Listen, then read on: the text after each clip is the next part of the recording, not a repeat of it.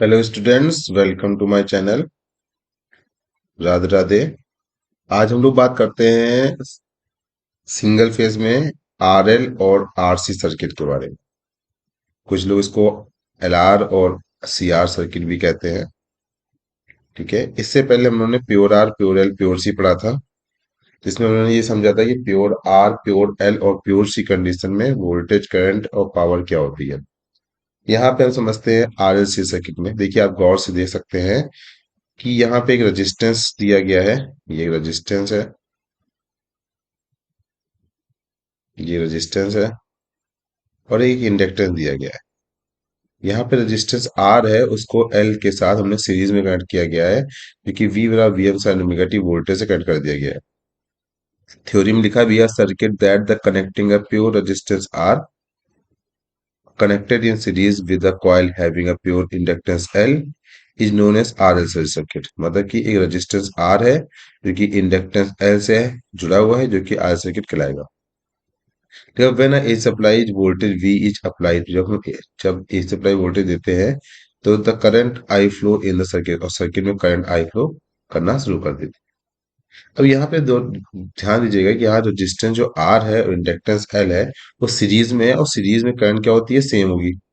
But यहाँ पे series होने के कारण वोल्टेज का ड्रॉप होगा, जो कि आर में वी आर और वीएल में एल में वीएल का फॉर्म होगा। तो हम कह सकते हैं, हम यहाँ पे लिख सकते हैं वोल्टेज ड्रॉप अक्रॉस, किसमें, रजिस्टेंस में,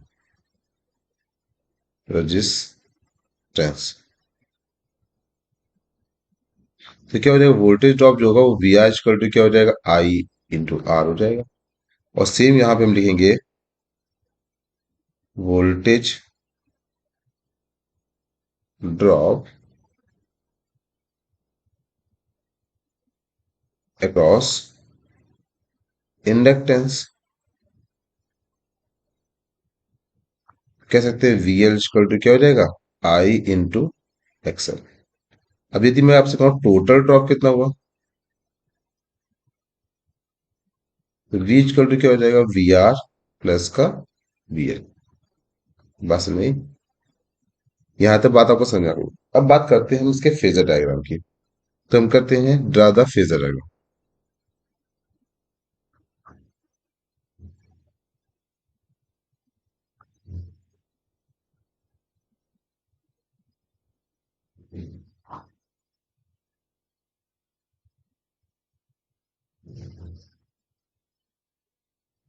ये फेजर डायग्राम जब बनाते हैं हमको ध्यान रखना है कि यहाँ पे वो कांस्टेंट किसको ले रहे हैं, पहले उसको चेक कर लेना है। हमने वाले जो कांस्टेंट में लिया है वो आई लिया है, तो हम पहले आई ले लेते हैं। तो हम यहाँ पे एक फेजर बना लिया, ये हमने आई कांस्टेंट ले लिया।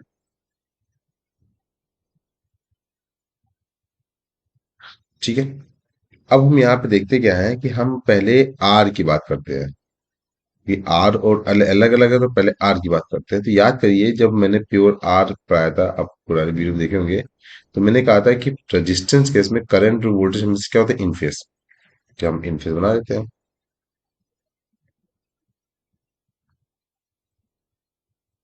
ये हमारा हो जाएगा वी आर। ठीक है, अब बात करते हैं एल केस में। तो याद करिए, जब मैंने प्योर एल पढ़ाया था वहां पे मैंने वोल्टेज कांस्टेंट ले रखा था। तो जो वोल्टेज कांस्टेंट हम लेंगे उस केस में क्या होगा, वोल्टेज कांस्टेंट होगा, तो हमारा वोल्टेज कांस्टेंट होगा,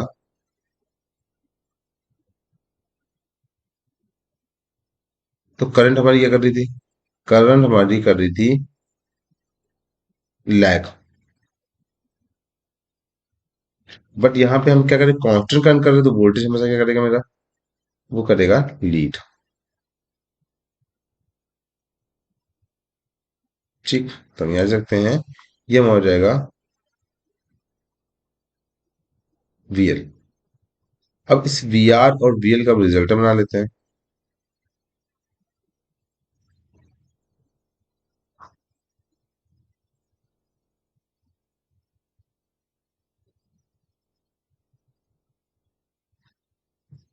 तो हमारा क्या होगा, ये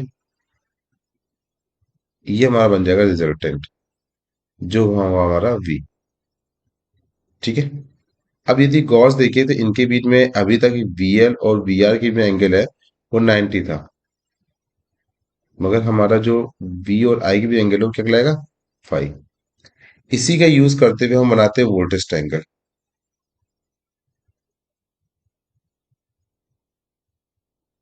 यहाँ लिखते हैं वोल्टेज ट्रायंगल।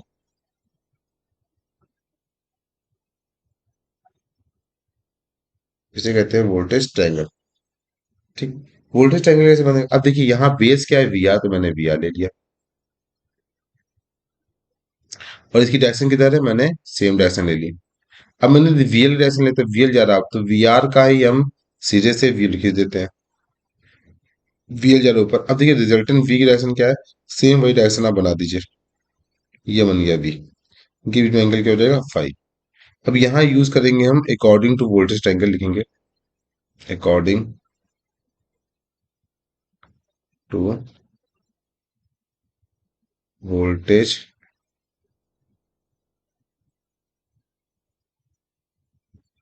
ट्रायंगल।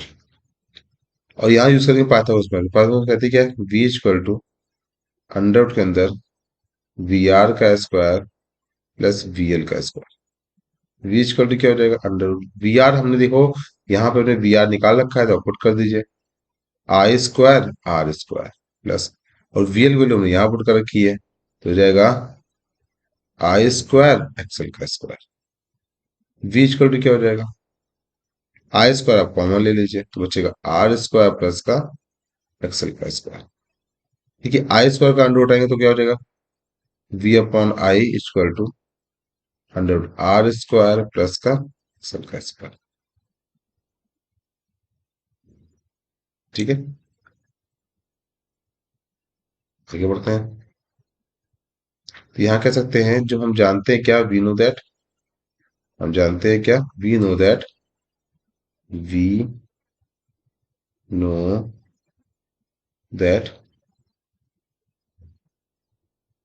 जेड बराबर under root equal to V upon I होता है। तो हम यहाँ लिख सकते हैं जेड बराबर अंडर रूट के अंदर R स्क्वायर प्लस का XL का स्क्वायर होता है। ये आपका आ गया इम्पीडेंस। हम बात करते हैं फेज शिफ्ट एंगल की।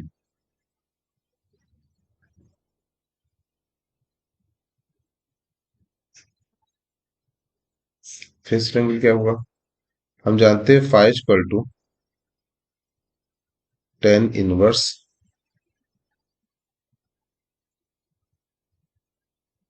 VL अपॉन VR होता है। तो टेन इनवर्स क्या हो जाएगा, I XL upon IR। I से ही कटा, तो phi equal to tan inverse XL upon R। ये बन गया होगा फेज शिफ्ट एंगल। अब बात करते हैं इसमें नेक्स्ट टॉपिक में हम पावर की। पावर में P इक्वल टू होता है VI। अब यहां हो जाएगा VM,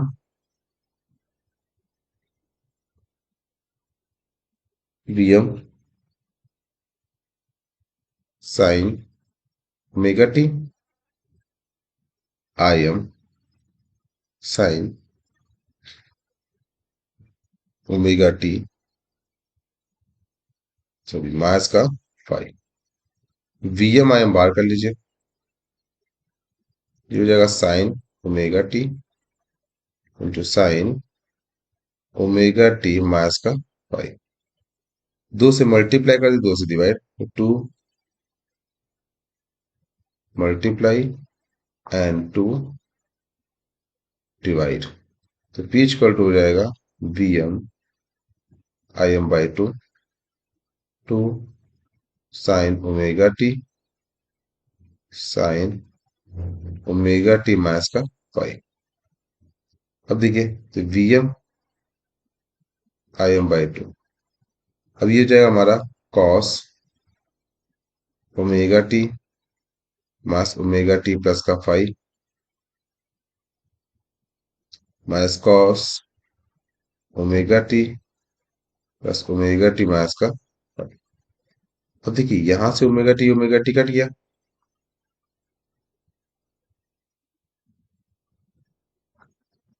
तो ठीक तो हो जाएगा हमारे पास P equal to V M I M by two, ये हो जाएगा cos five minus cos two omega T minus का फाइव।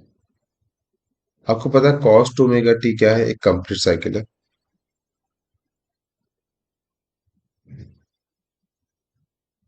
जिसकी एवरेज वैल्यू किसी जीरो के बराबर होती है। ले सकते हैं P equal to V M upon root two I upon root two cos phi, तो पी इक्वल टू क्या हो जाएगा, V R M S I R M S cos phi. ठीक है, इसे हम कहते हैं RL circuit. Same to same हम नेक्स्ट एक और बात करते हैं आरसी सर्किट की। देखिए सेम आरएल की तरह ही आरसी सर्किट होता है, जहां पे रेजिस्टेंस वहां रेजिस्टेंस रहेगा, सीरीज में आपके साथ कैपेसिटर जोड़ दिया जाता है, क्योंकि वी और वी एम साइन ओमेगा जैसा करंट रहता है, वही लिखा है a series circuit containing a pure resistance R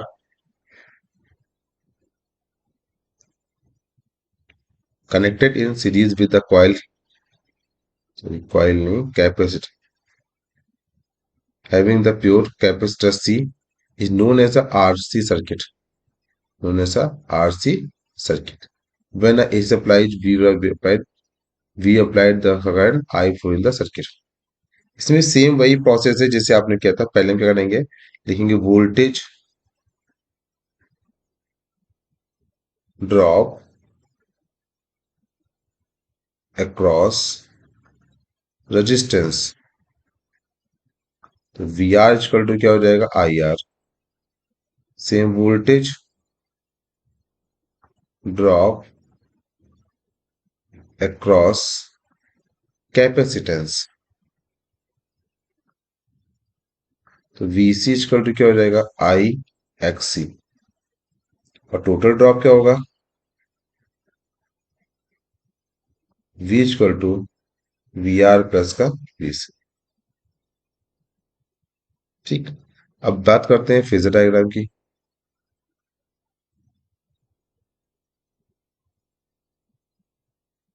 phasor diagram क्या बना आपका, फेजर डायग्राम क्या करते हैं आपको पता है पहले से। पहले हम क्या करते हैं, कांस्टेंट वैल्यू लेते हैं, तो यहां हमने कांस्टेंट किसको मान रखा है, आई को।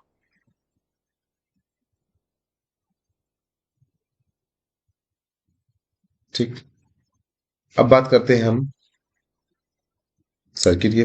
तो अब बात करते हैं प्योर वोल्टेज की।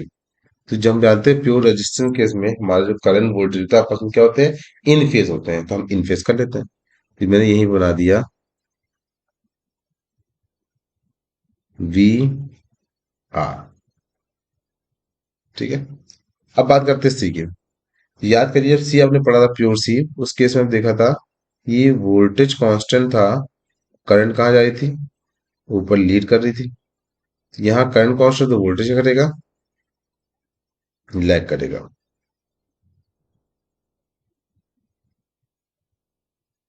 ठीक है, अब इसका रिजल्ट बना लेते हैं।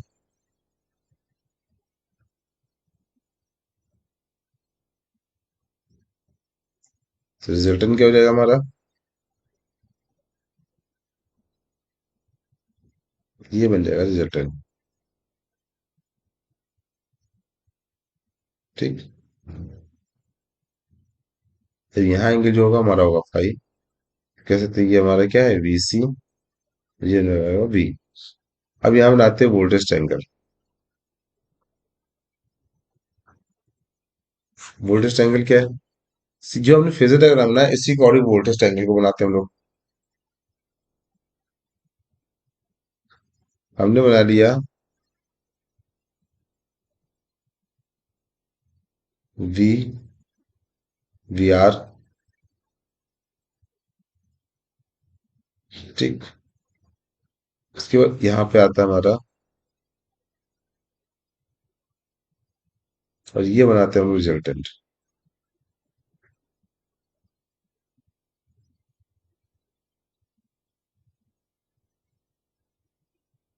ठीक है। यहाँ पे हमारा हो जाएगा वी सी, वी सी, ये हो जाएगा हमारा वी। तो देखिए जैसे पुराने वाले डायग्राम में देखा था कि हमने इसके बाद अकॉर्डिंग टू वोल्टेज ट्रायंगल क्या था, लिख लीजिए। अकॉर्डिंग टू वोल्टेज ट्रायंगल तो क्या हो जाएगा, V equal to V R का स्क्वायर प्लस का वी सी का स्क्वायर। अब जानते हैं V इक्वल टू क्या हो जाएगा, I square R square I square X C का स्क्वायर।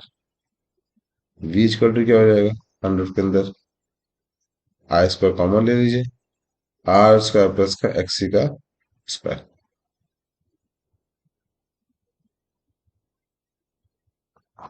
ठीक है।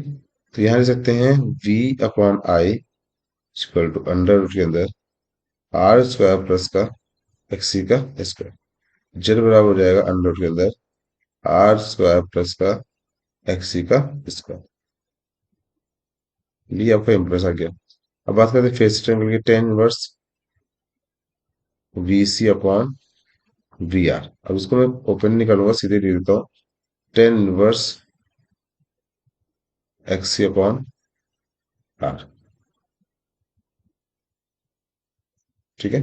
अब बात करते हैं पावर ट्रायंगल की। यहाँ जो हमने पढ़ा है इसे कहते हैं इम्पेडेंस ट्रायंगल कहते हैं। यहाँ लिख सकते हैं इम्पेडेंस, इम्पेडेंस ट्रायंगल। कैसे, अब इससे पहले वाले हमने डायग्राम देखा था, इसमें देखिए आपने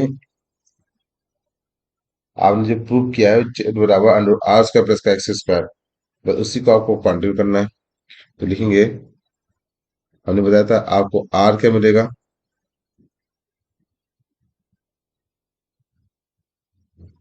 मैंने बताया था आर आपका क्या रहेगा, बेस। ठीक, ये आपका हो जाएगा एक्सी के लिए, और ये हो जाएगा इसका रिजल्ट। ठीक है। ये हमारा हो जाएगा वी आर, ये हो जाएगा वी सी, और ये हो जाएगा हमारा वी। ठीक है। ये बन गया हमारा impedance triangle.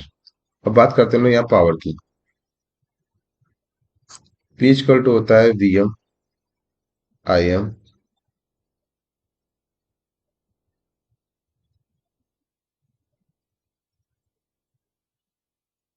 P equal to लेंगे V M sine omega T, तो I M sine omega T minus का फाइव। ठीक है। तो P equal to sorry plus का फाइव, पी इक्वल टू क्या हो जाएगा, वी एम अलग कर लीजिए आई एम अलग कर लीजिए। ठीक है। Sign omega T into sine omega T plus का फाइव, वही दो से मल्टीप्लाई कर दीजिए एंड दो से डिवाइड, तो हो जाएगा P equal to V M I M by two sine omega T plus का, देखिए दो से मल्टीप्लाई करना है तो पहले टू साइन ओमेगा टी, तो टू साइन ओमेगा टी और साइन ओमेगा टी प्लस का फाइव। अब देखिए ये बन जाएगा साइन से साइन फॉर्मूला, तो P equal to V M I M by two. ठीक, P equal to V M I M by to, तो हम सीधे लिख लेते हैं। ये हो जाएगा हमारा कॉस ओमेगा टी माइनस का ओमेगा टी माइनस का फाइव माइनस का कॉस ओमेगा टी प्लस का ओमेगा टी माइनस का फाइव। आगे बढ़ते हैं। P equal to V upon root two I upon root two, ये हो जाएगा हमारा कॉस ओमेगा जिसको हमने किया था, तो कॉस माइनस का फाइव माइनस का cos two omega T plus का फाइव। ठीक है, कॉस टू ओमेगा तो जीरो होगा, आपको पहले पता है कंपेरिजन की जीरो होती है, तो पी इक्वल टू क्या हो जाएगा, V R M S I R M S cos phi, यही आपकी पावर बनेगी। ठीक है, बात समझे। अब देखिए यहां तक हमने प्योर आर प्योर रेज को पढ़ा, उसके हमने एक्सप्रेशन पढ़े वोल्टेज करंट के, उसके फेजर डायग्राम वेवफॉर्म बनाया, और साथ में हम लोगों ने इसके फॉर्मूले भी एक्सप्लेन कर दिए। ठीक है, अब इसको आप समझिएगा। नेक्स्ट जो वीडियो है वो आरएलसी का होगा। इसके सिवा यदि कोई और वीडियो चाहते हैं और उसमें चैनल नहीं है, तो आप मुझसे वो वीडियो के लिए ग्रुप में मैसेज डाल कह सकते हैं। ठीक है, पढ़ते रहिए, समझदार बनिए, अच्छे मार्क्स लाना। ठीक है, गुड लक। राधे राधे, हनुमान शरणम।